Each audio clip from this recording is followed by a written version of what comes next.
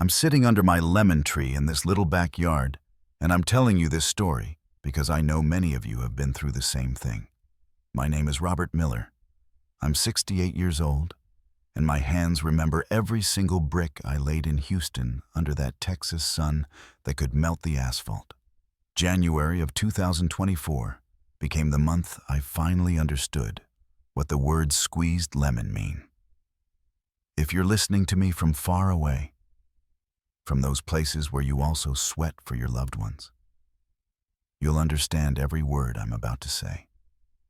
I worked in the United States for 15 years, sending every dollar, every single cent I earned here back to rural Texas. To my Mary and to my kids, David and Carol. I lived in a basement with 10 other workers. I ate canned beans. I wore the same shirt for 3 years straight because every dollar I didn't spend on myself was an extra dollar for the house. For our house on Maple Street, number 47. Tell me that's not the truth, buddy. When you're far away, working those construction jobs where the heat cooks you alive at 2 in the afternoon, you feed yourself on dreams. I dreamed of that house. I saw it during my sleepless nights on that old mattress that smelled of other men's sweat. A modest house, sure, but ours. With a small driveway, a living room where Mary would put up the kids' photos, a kitchen where we would make Sunday dinners, things like turkey and mashed potatoes. Every time I talked to Mary from that payphone 3 blocks from the job, I told her the same thing. My love, every brick I lay here is for us. Every drop of sweat I shed goes straight into the walls of our house. And she would answer me with that sweet voice I kept in my heart like a treasure. Oh, Robert, don't worry so much. The children are fine. The house is growing little by little. It was 15 years, friends. 15 years getting up at 5 in the morning. 15 years with a broken back carrying bags of cement. 15 years eating cold sandwiches for lunch because the money for the diner was money I could send home. My co-workers called me crazy. Robert, enjoy life a little, man. Buy a beer, go to the movies. But I had a mission. I had a family waiting for me.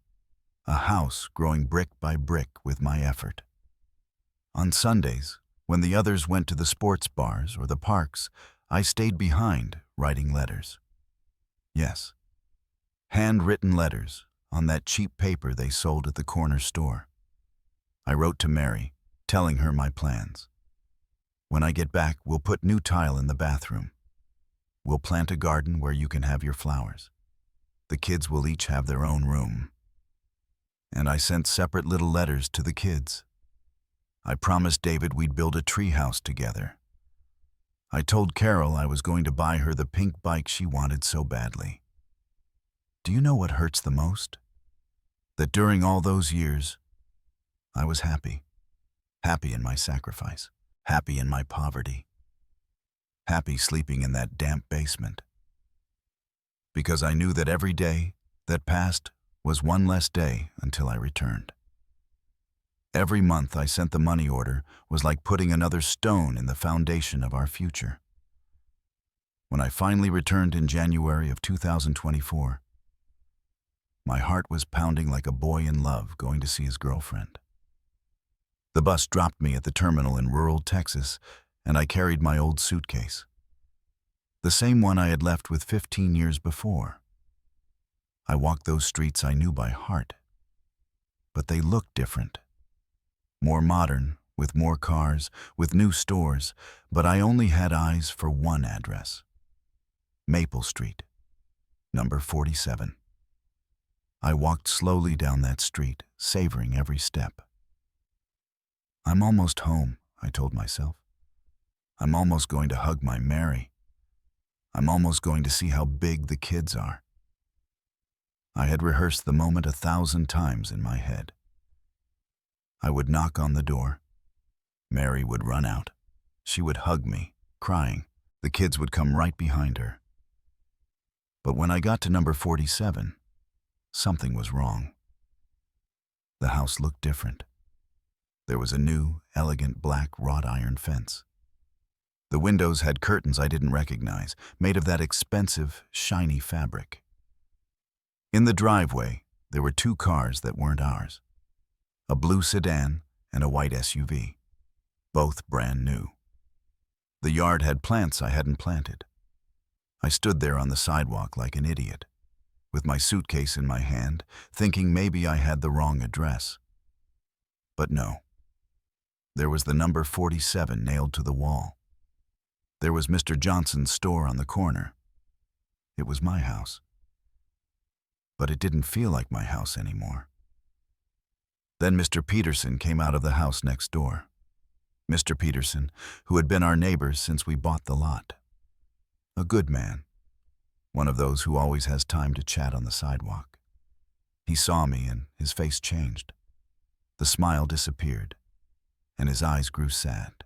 "Robert," he said, approaching slowly, like someone approaching to offer condolences to a mourner. "Son, when did you arrive?" "Just now, Mr. Peterson," I answered, still hoping it was all a misunderstanding. "I came to see Mary and the kids. Are they inside?" Mr. Peterson looked at me with a pity that chilled my blood. He took off his old hat. He spun it between his hands, and he said the words that broke my life in half. "Robert," he said, "your wife sold the house 3 months ago. She doesn't live here anymore. She moved downtown to a new house with a younger guy." The world shifted under my feet. My suitcase fell out of my hands and opened right there on the sidewalk, spilling my old clothes onto the ground. "How did she sell the house?" I asked, though my voice sounded like it belonged to another man. "This is my house, Mr. Peterson. I paid for it. I worked 15 years for this house." "Yes, son. I know," Mr. Peterson said, helping me pick up my clothes. "We all know you worked like a dog for this house.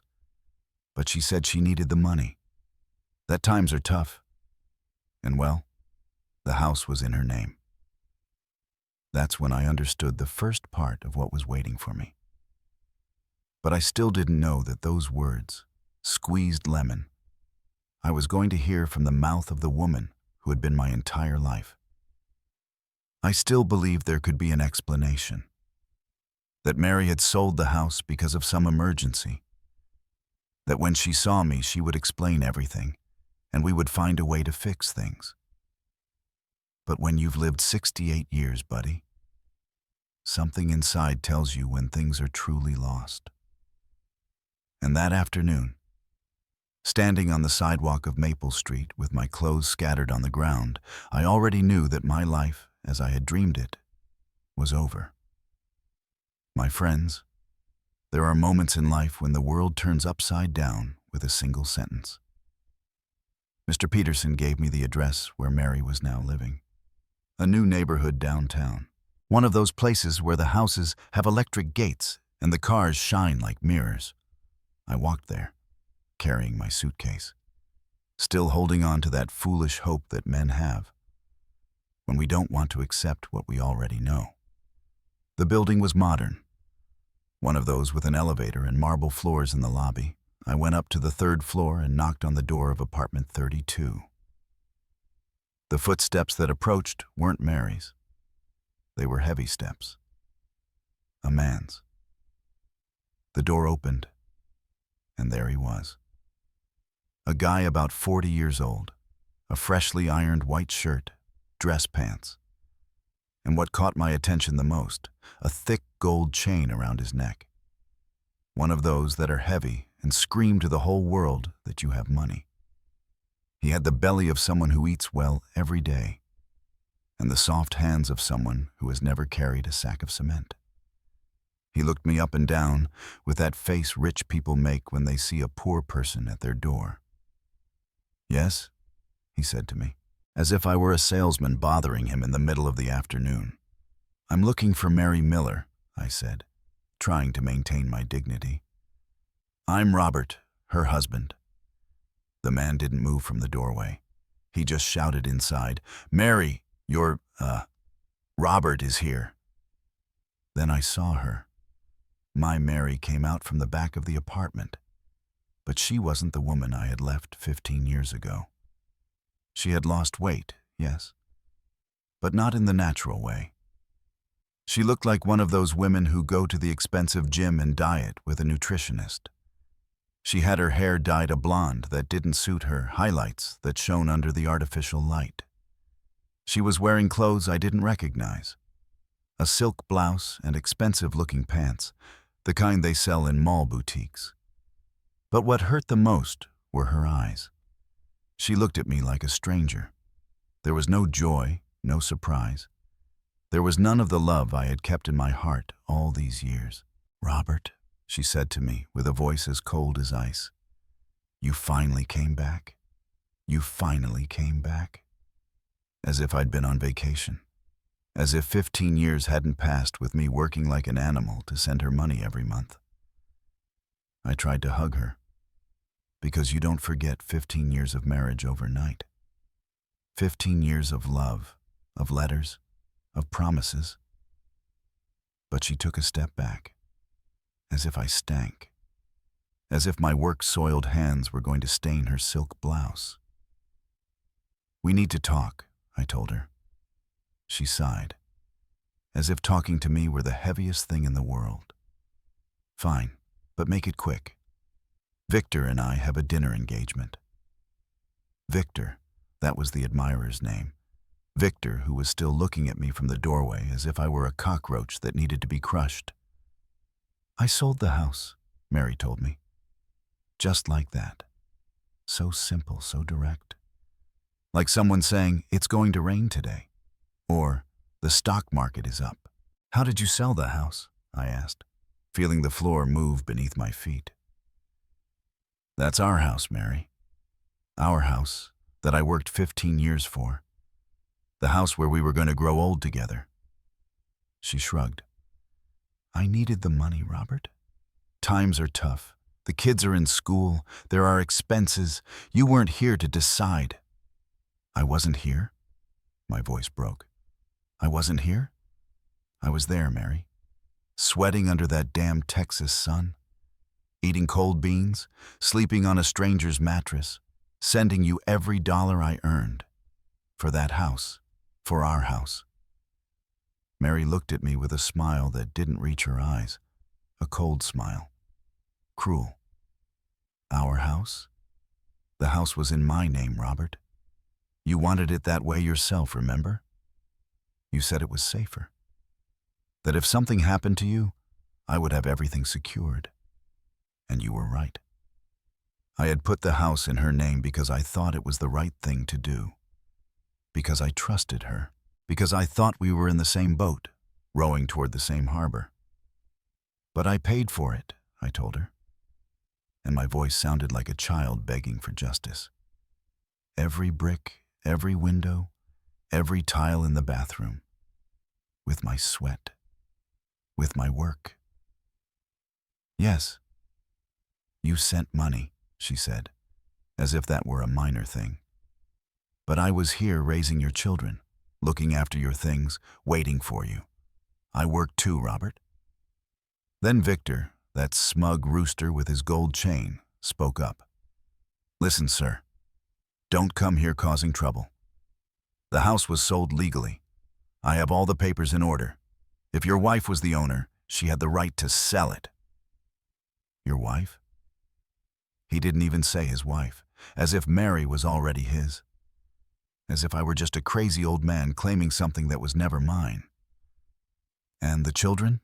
I asked, clinging to the last thing I had left. "Do David and Carol know you sold the house?" Mary laughed. A dry, humorless laugh. "The kids are grown up, Robert. They don't need Daddy to come save them anymore.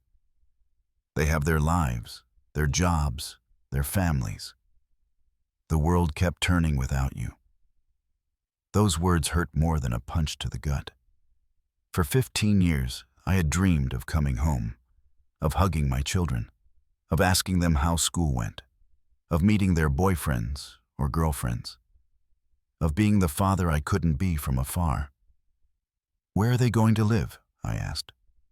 "Where are we going to live when we sort this out?" And that's when Mary looked me straight in the eye.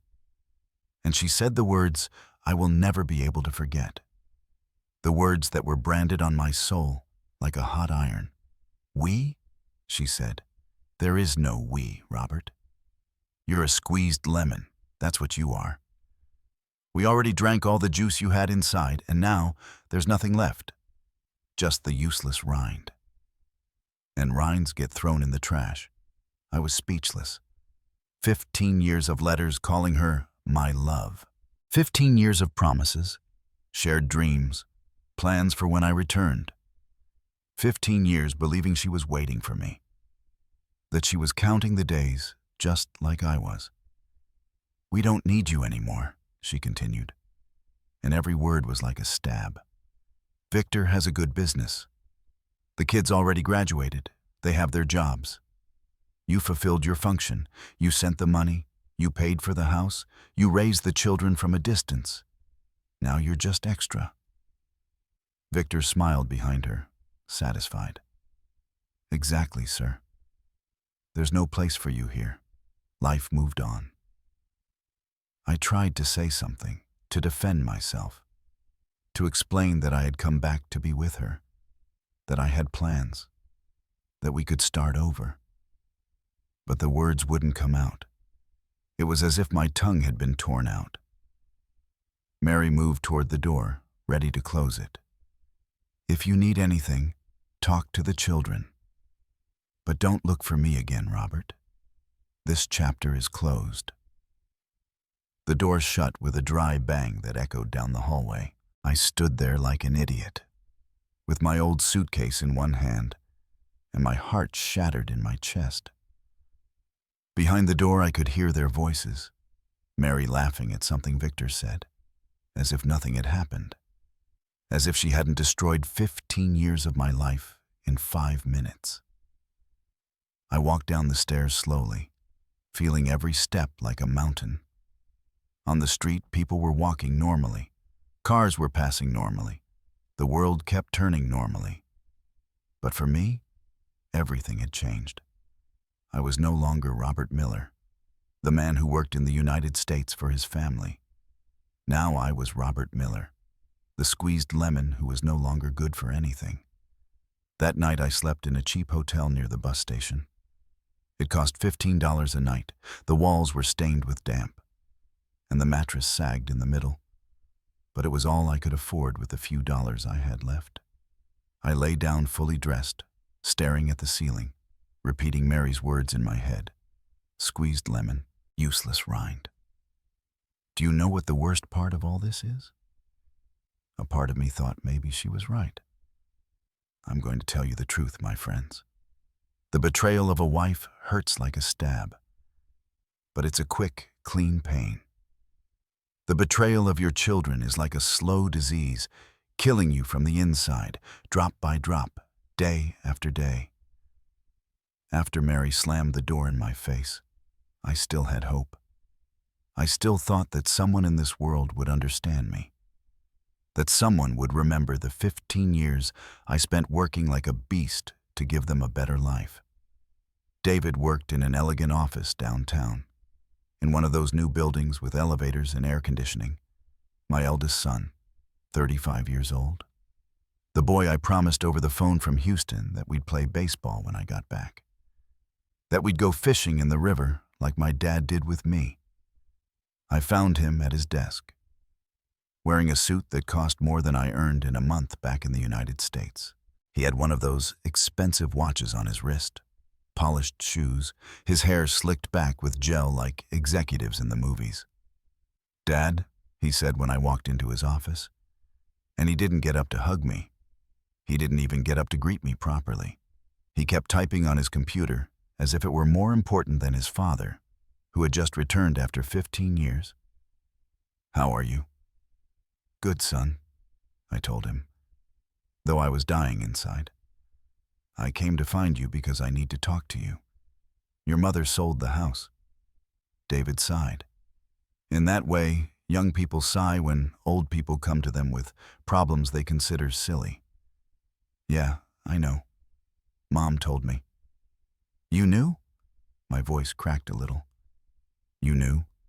And you didn't tell me anything? For the first time, he looked up from the computer. But he looked at me like you look at a tantrum-throwing child. Dad, Mom had the right to sell the house. The house was in her name. What she did is completely legal. Legal. That word sounded like a slap in the face.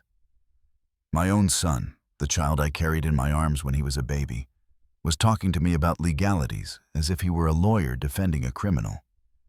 David, I said, moving closer to his desk. I paid for that house. Every dollar I sent from the United States was for that house. So you would have a roof over your heads. So your mother wouldn't go without what?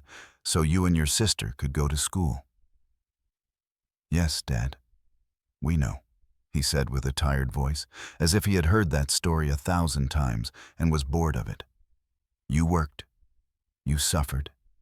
You sacrificed. We know that. But that was your decision. Nobody forced you to go to the United States. Nobody forced me. As if I had gone on vacation. As if I hadn't gone to give them a better life. So they could have what I never had. Son, I told him, and I felt my eyes welling up with tears. I need a place to stay while I sort this problem out. Can I stay with you for a few days? On the couch? I don't need more than that. David didn't even think about it. He shook his head immediately. No, Dad. You can't stay with me. I have a wife. I have young kids. I need my space, my privacy. There's no room. There's no room. My son, living in a 3-bedroom house that was paid for with the money I sent, told me there was no room for his father. The same son I bought his first bicycle for by working double shifts in Houston. The one I sent money to for his graduation, his wedding, the down payment on his house. I understand, I told him, though I didn't understand anything. And do you know where I can find Carol? She's teaching at Lincoln High School, he said, already returning to his computer. But Dad, I recommend you don't make a drama out of this house thing. That's the way things are. A lot of time has passed. I left that office feeling like I had just spoken to a stranger. That wasn't my David. The boy who cried when I left. The one who promised me on the phone that he would be good. That he would take care of his mother and his little sister. That was another man. A man who wore a tie and talked about legalities and had no room in his house for his father. I went to look for Carol at the high school. My princess. My pretty girl. The one who stayed awake on Sundays waiting for my call from Houston. The one who would tell me, "I love you, Daddy," before hanging up the phone. I arrived during the recess and asked for the teacher, Carol Miller.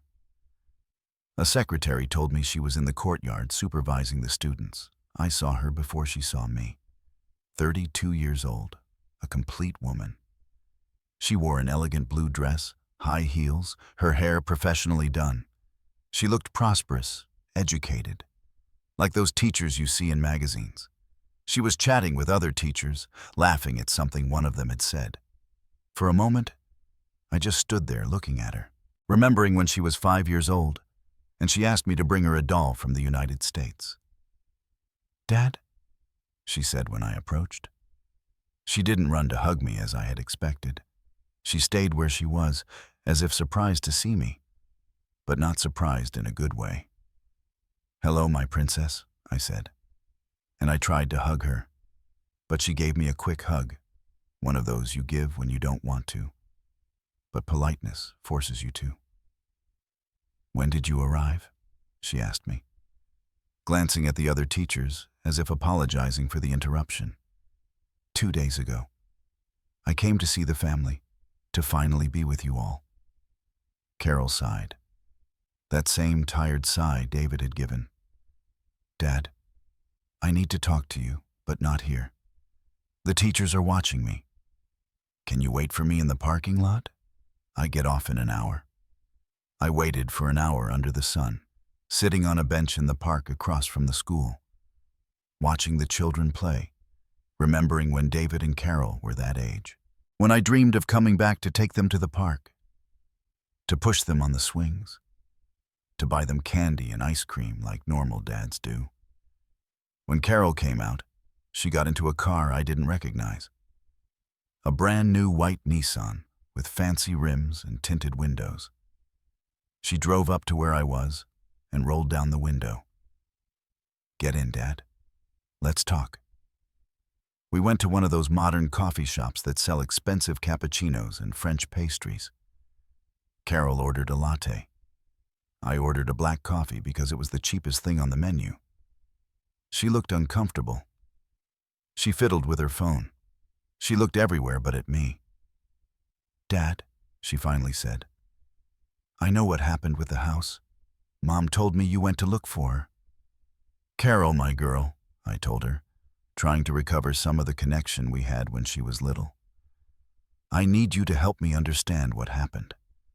How could your mother sell the house? That house was for you, for the whole family." Carol shook her head as if I were a child who didn't understand the basic things in life. "Dad, we're not kids anymore. We're in our 30s. Mom had the right to start a new life. She couldn't stay waiting for you forever." "But why did she sell the house?" I asked her. "She could start a new life without selling the house I paid for with 15 years of work." "Because she needed the money," Carol told me, as if it were obvious. "Times have changed, Dad. Everything is more expensive. I needed money for my car, David for his new house. Mom wanted to enjoy life a little after so many years of waiting. Waiting. As if I had been partying in Las Vegas instead of working like an animal to support them." "Honey," I told her, and I felt my voice break. "I worked all those years for you, so you would have a house, so you could go to school, so you wouldn't want for anything. I slept on the floor. I ate cold beans. I didn't buy myself a new shirt for 3 years, all for you." Carol sighed again, but this time with irritation. "Yes, Dad, we know. You worked. You suffered. You sacrificed. You're a hero, right? But it's 2024, Dad, not 1950. Women don't sit around waiting for their husband to come back anymore. Mom had the right to be happy." "And I don't have the right to anything?" I asked her. "After 15 years of working for you? I don't even have the right to a corner of the house I paid for?" "Don't make a drama, Dad," she told me. And those words stung like knives. Drama. My shattered life was drama to her. What happened, happened. It can't be changed. You better accept things as they are and try to move on. I told her what David had told me, that I couldn't stay with him. I asked her if I could stay with her while I figured out what to do with my life. Carol didn't even consider it. "No, Dad, I can't. I live alone, but it's a small apartment. Besides, I'm at an age where I need my independence, my privacy. I can't have my father living with me." Then she took out her wallet. An expensive leather wallet that cost more than my suitcase and everything inside it. She took out $20 in new bills and put them in front of me. "Here," she said, "for you to keep yourself for a few days while you decide what you're going to do. $20. Like charity. Like you give money to beggars on the street so they won't bother you anymore." "I don't want your money, Carol," I told her, pushing the bills toward her. "I want my family." "This is your family, Dad," she said, pointing to the bills. "This is the help we can give you. We can't do more." She got up from the table, slung her expensive bag over her shoulder, and looked at me with a mixture of pity and annoyance. "Take care, Dad.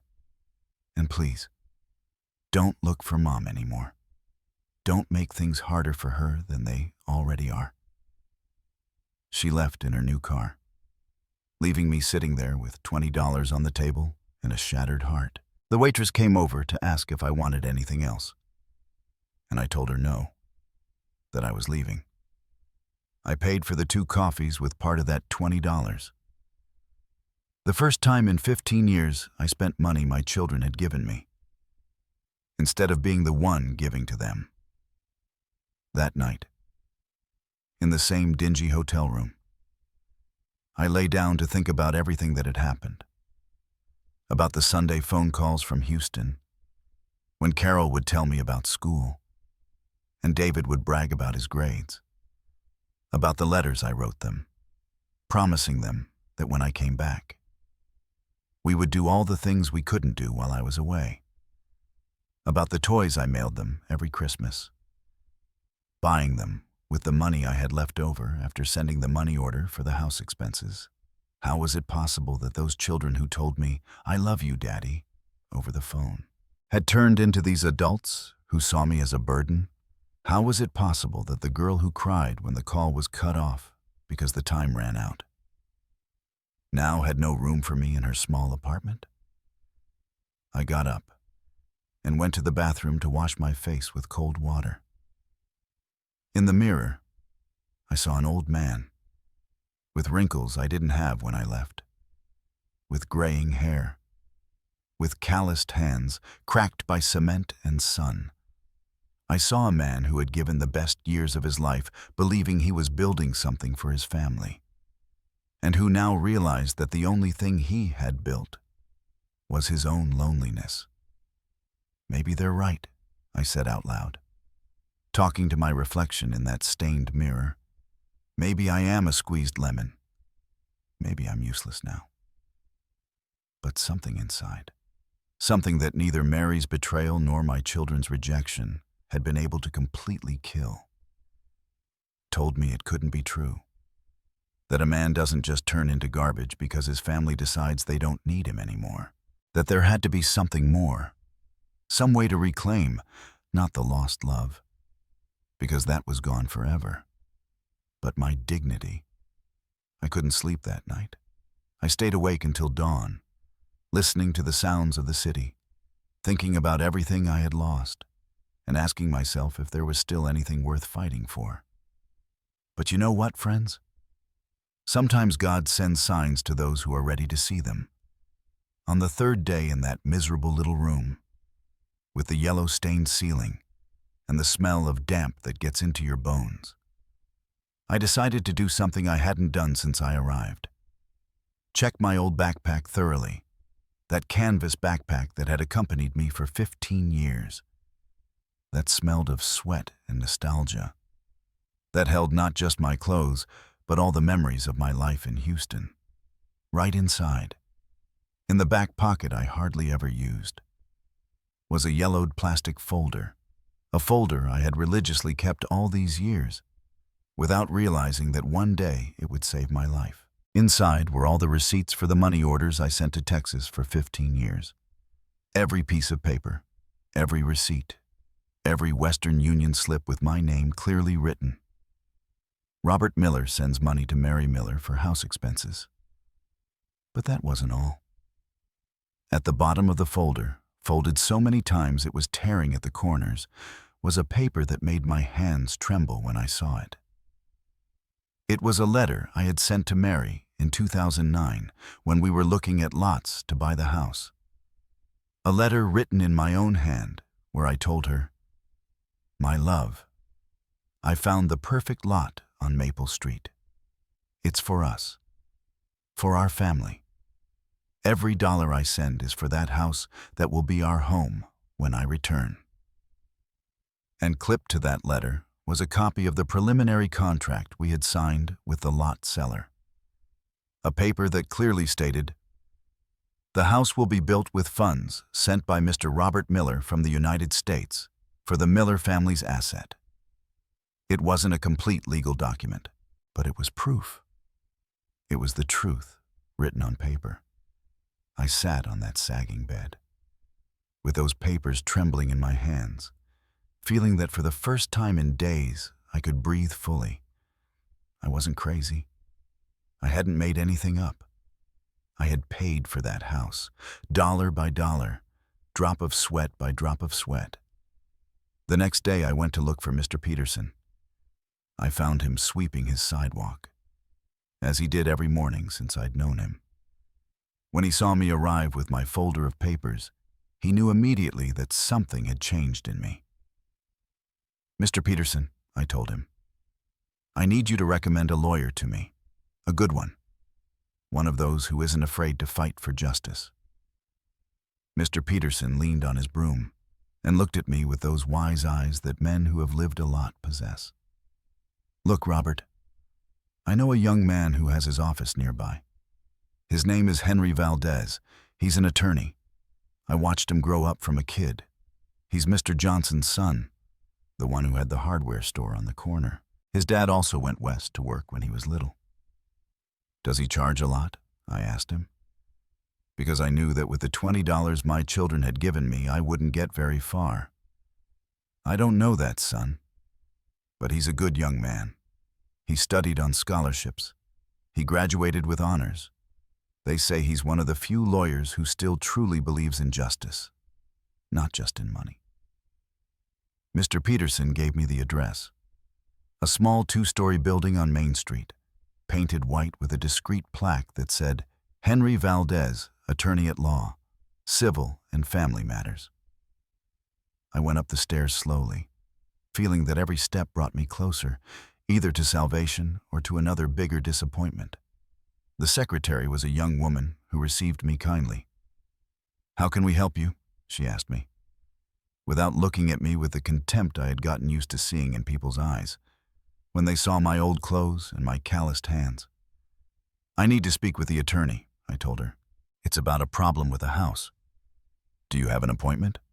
"No, ma'am, but it's urgent. I'm Robert Miller." She asked me to wait. The office was small but clean, with books neatly organized on the shelves and a crucifix on the wall. It wasn't one of those elegant law firms with marble floors where lawyers charge just to breathe their air, but a place where you could tell honest people worked. After 10 minutes, he came out. Attorney Henry Valdez, 38 years old, tall, thin, with intelligent eyes, and that way of moving that self-assured men have, but without arrogance. He was dressed simply, black dress pants, white shirt, blue tie, but everything looked clean and well cared for. "Mr. Miller," he said, extending his hand firmly. "Nice to meet you. Please come in. Let's talk."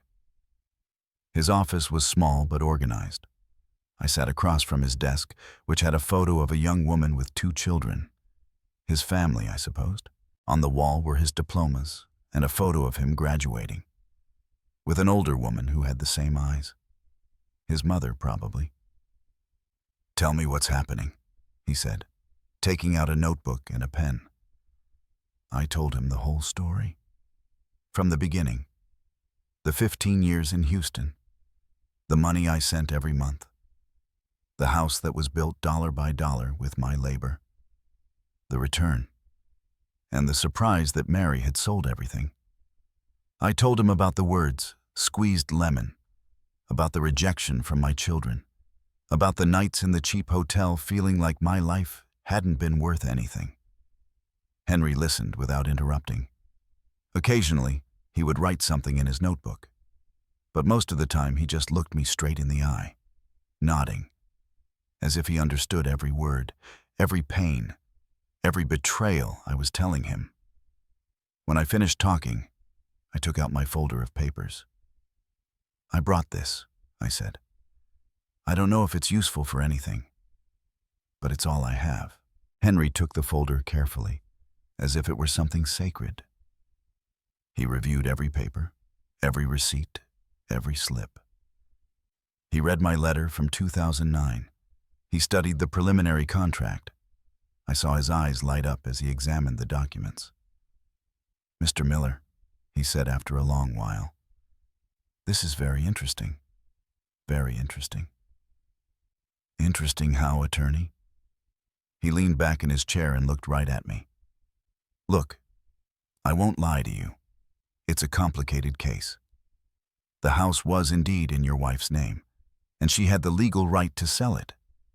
But these documents you have prove something very important, that the money to buy that house came exclusively from you. I felt my heart race. Does that mean I can do something? It means we can fight, he said, with a firm voice I hadn't heard directed at me in a long time. In Texas, we have the concept of community property. Even though the house was in your wife's name, if it was bought with money earned during the marriage, you have the right to claim your share. My share? Half, Mr. Miller. Half the value of what was sold. For the first time in weeks, I felt something like hope moving in my chest. Can that really be done? We can try. I don't guarantee we'll win. But we have enough evidence to present a solid lawsuit. These Western Union receipts are pure gold, Mr. Miller. Each one has a date, an amount, and the purpose for house expenses. Your letter from 2009 clearly establishes the intention. And this preliminary contract, although not a public deed, proves that it was established from the beginning, that the house would be bought with your funds. I remained silent for a moment, processing what he was telling me. After days of feeling like garbage, of hearing that I had no right to anything, that I was a squeezed lemon, this man was telling me that I could fight. Attorney, I said, my voice a little broken. How much will this cost me? Because I'll be honest with you, I don't have much money. Henry was silent for a moment. Then he opened his desk drawer and took out a photo. He showed it to me. It was a picture of an older man in work overalls, with calloused hands, standing next to a young man in a graduation gown. This is my dad, he said. Albert Valdez. He went to work in California when I was 12 years old. He was there for 8 years, sending money so I could study. So my mom wouldn't go without. He came back after I had already graduated from law school. He carefully put the photo away. My dad paid for my degree by washing dishes in Los Angeles, Mr. Miller. He lived in a room with 6 other men. He ate tortillas with salt. He wore the same clothes until they were rags, all so I could have a better life. He leaned forward and looked me straight in the eye. When I see your case, Mr. Miller, I see my dad. I see thousands of men who went to work like animals to give their families something better, and I won't allow you to be treated like garbage after everything you did. So, I'm taking this case for free, Mr. Miller. Completely free. It's my way of paying my dad back for everything he did for me. My eyes filled with tears. It had been days since I felt someone saw me as a human being who deserved respect, as someone whose life had value. But I have to warn you about something, Henry continued. It's going to be a long fight. Your wife is going to hire lawyers. She's going to fight. She's going to try to prove that you have no right to anything. And your children will possibly take her side. They already have, I told him.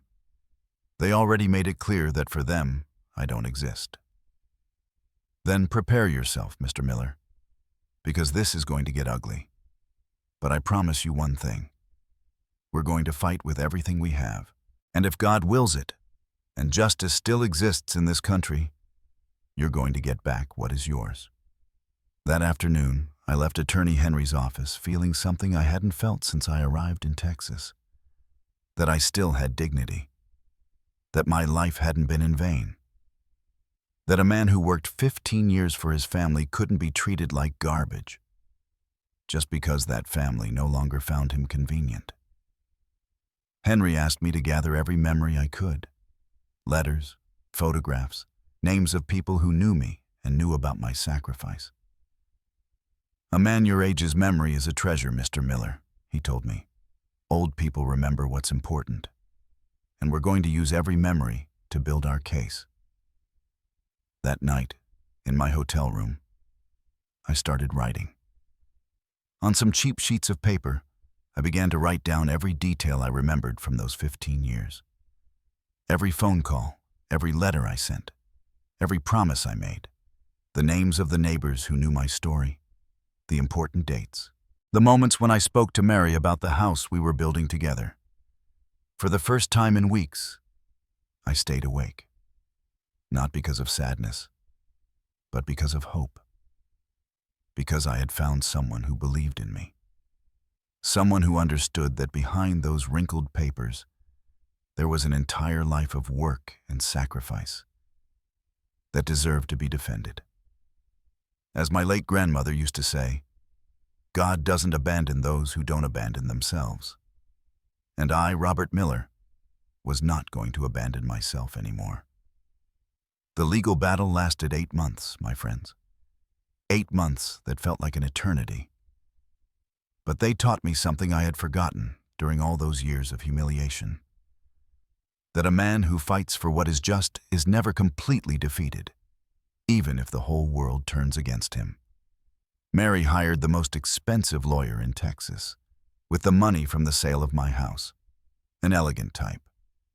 One of those who wears imported suits and speaks with convoluted words to confuse simple people. In the hearings, Mary arrived dressed like a rich lady, always accompanied by Victor with his gold chain gleaming under the courtroom lights.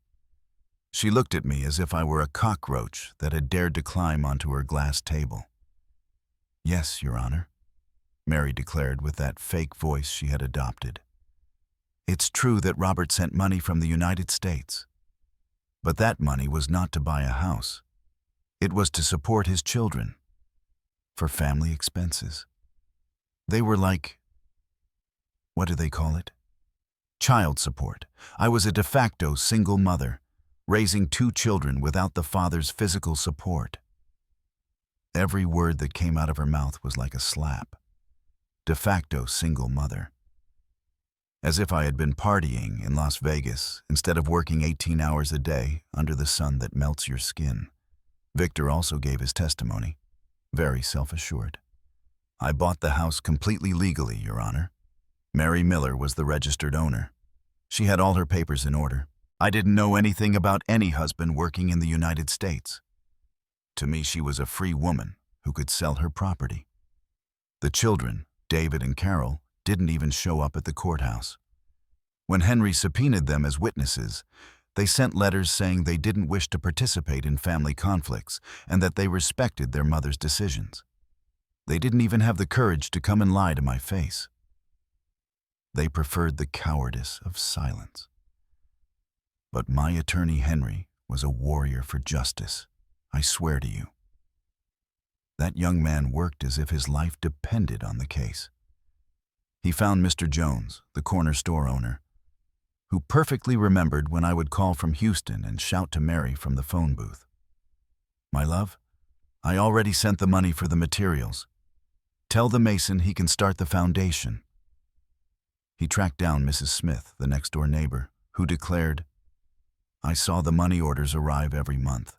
Mary always said, the money Robert sends for the house has arrived. The whole neighborhood knew that house was being paid for by the husband from the other side. Henry presented all my letters as evidence. Those letters I wrote on Sundays in my miserable room in Houston, with a cheap pen and notebook paper, pouring my heart out in every line. My love, every brick put in that house will be like a piece of my soul returning home. That will be our house, where we will grow old together, where the grandkids will come to visit us. Mary's lawyer tried to discredit everything. He said the letters were sentimental expressions with no legal value, that the witnesses were simple people who confused the facts, that the Western Union receipts didn't specify that the money was exclusively for the purchase of real estate. But Henry had an ace up his sleeve that even I didn't know was so important. That letter from 2009 where I wrote to Mary, we found the perfect lot on Maple Street. With your savings from your sewing job and the money I send, we'll be able to make the down payment. This house will be our family's asset, my love. The only thing we'll leave to our children. "Do you see, Your Honor?" Henry said, holding up the letter as if it were the Bible. "It's crystal clear here. Mr. Miller talks about our family asset, not a gift or child support. He talks about a joint investment for the future of the Miller family." The hearings became a war of attrition. Mary and her lawyer presented technical arguments. They spoke of registered title and presumption of ownership. They tried to paint me as an irresponsible man who had abandoned his family and was now returning to claim what had never been his. I sat in that cold courtroom, in my cheap suit I had bought at the flea market, the only suit I had ever owned in my life. Listening to them turned 15 years of sacrifice into a story of abandonment and selfishness. Some nights, I would return to my little hotel room and cry out of rage, feeling that no matter how much evidence we had, Mary's money and influence would win. But Henry never lost faith. "Justice sometimes takes time, Mr. Miller," he would tell me when he saw me discouraged. "But it arrives in the end, and we have the truth on our side." The decisive moment came in August of 2024. Henry had subpoenaed Mr. David, the mason who had built the house, as a witness. A 60-year-old man, with hands marked by cement and lime, who appeared in court in his Sunday best, and his hat in his hands. "Your Honor," Mr. David said, with that honesty that real workers possess, "I built that house brick by brick. And every month, when Mr. Miller's money arrived, Mrs. Mary would tell me, 'My husband's remittance has arrived. We can continue with the construction.' I never heard it was money for anything other than the house." Mary's lawyer tried to confuse him with technical questions. But Mr. David answered with the wisdom of a man who has lived a lot. "Look, attorney, I don't know about laws, but I know about houses. And that house was built with Mr. Miller's sweat, even though he was far away." On September 15th, 2024, Independence Day in Texas, and what a perfect date for my own independence. The judge called all parties to dictate the sentence. I woke up early that day. I showered carefully. I put on my cheap suit and my only tie. Henry picked me up at the hotel, and we walked to the courthouse together. "Nervous, Mr. Miller?" he asked me. "No, son," I answered. "We've done everything we could. Now it's in the hands of God and justice." The room was full. Mary arrived with her expensive lawyer. Victor followed behind like a lapdog. They sat on the other side, without looking at me once. I sat next to Henry, feeling that for the first time in months, I had someone on my side who truly believed in me. The judge entered. An older man with gray hair who looked serious but fair. We all stood until he sat down. Then he began to read his resolution with a clear and firm voice. "Having analyzed all the evidence presented by both parties, this court considers the following. It is true that the house located on Maple Street, number 47, was registered in the name of Mrs. Mary Miller. However, the evidence demonstrates conclusively that the funds for the acquisition of said property came exclusively from the work of Mr. Robert Miller in the United States." I felt my heart was going to jump out of my chest. Mary turned pale. Her lawyer was frantically taking notes. The Western Union receipts, the letters sent by the plaintiff, and the testimonies of the witnesses clearly established that there was a joint family project for the construction of a dwelling that would serve as the Miller family's asset. The fact that the property was registered in the wife's name does not invalidate Mr. Miller's right to claim his share in an asset acquired during the marriage with his resources. The judge paused. He took off his glasses, slowly cleaned them, and continued reading. "Therefore, this court resolves. Mr. Robert Miller's right to claim 50% of the value of the property sold is recognized. Mrs. Mary Miller must pay the plaintiff the amount of $85,000, corresponding to half the sale value of the house located on Maple Street, number 47. The judge's gavel sounded like thunder. Henry hugged me. I stayed seated, unable to believe what I had heard. After months of humiliation, after being treated like garbage, after hearing that I was a squeezed lemon, justice had proven me right. Mary left the courthouse without saying a word, followed by her lawyer, who was muttering something about appealing the decision. Victor looked furious, as if his new toys had been stolen. "We did it, Mr. Miller," Henry told me as we walked through the downtown streets. "We did it." But I didn't feel like celebrating. I hadn't won out of revenge or greed. I had won something more important. I had recovered my dignity. I had proven that the life of an honestly working man has value. That it cannot be thrown away like trash just because it's no longer convenient. With part of that money, I bought a small house on the outskirts of rural Texas. It's nothing grand. 2 bedrooms, a living room, a simple kitchen, and a backyard where a small garden fits. But it is mine. Paid for with the justice that life owed me. The first thing I did was plant a lemon tree in the yard. A young tree, full of life, that will bear fruit for many years. Every time I look at it, I remember Mary's words. Squeezed lemon, and I smile, because this lemon still has a lot of juice inside.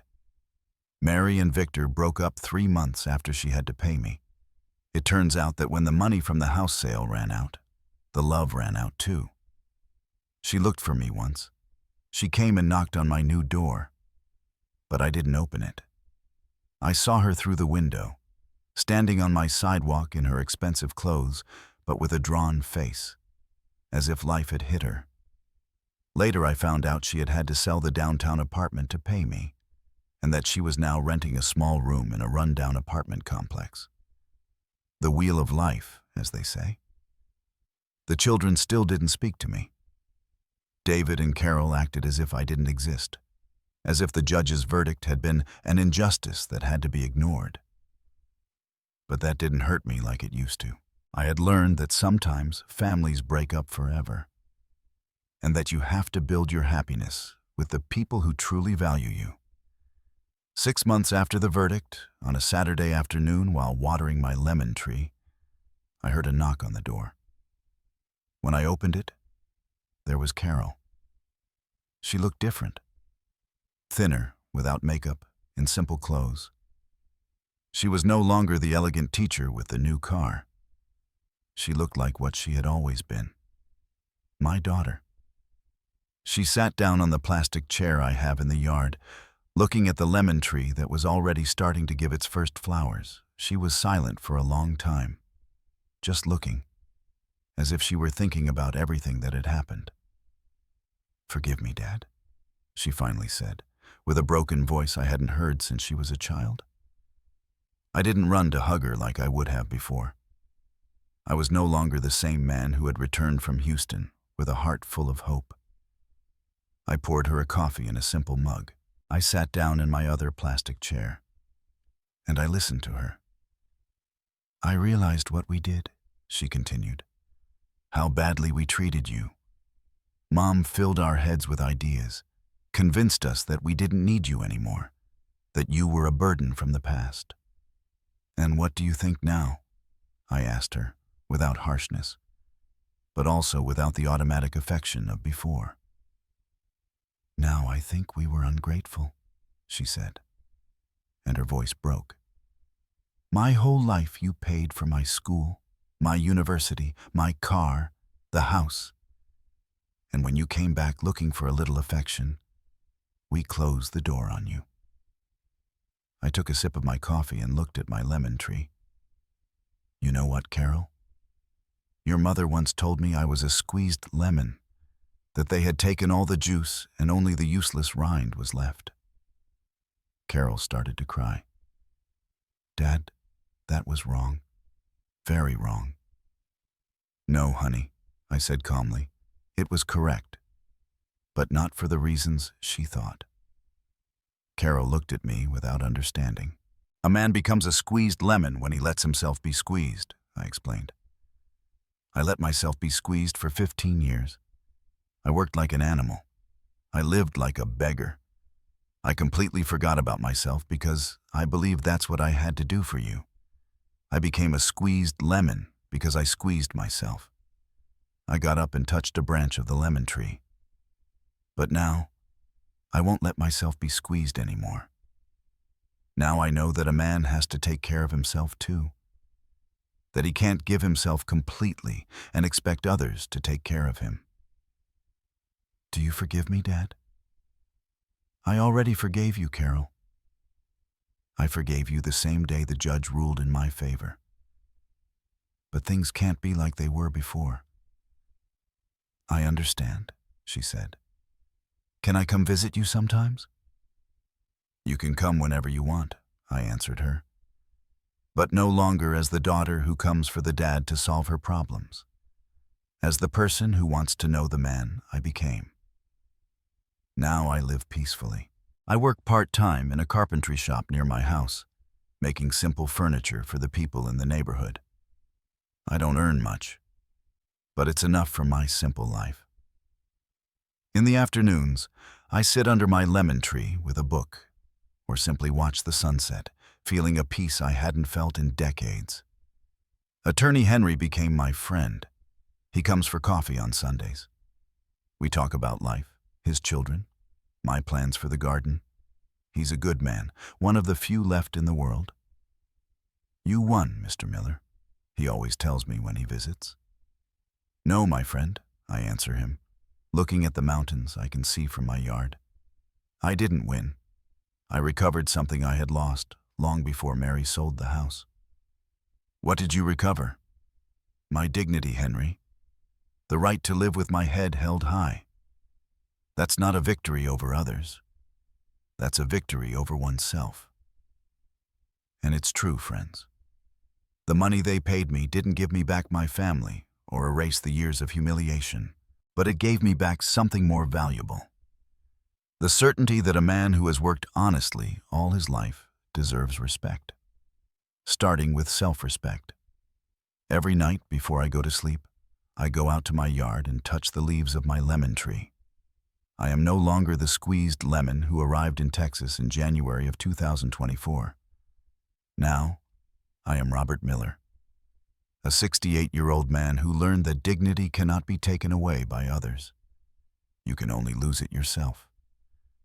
And I am never going to lose mine again.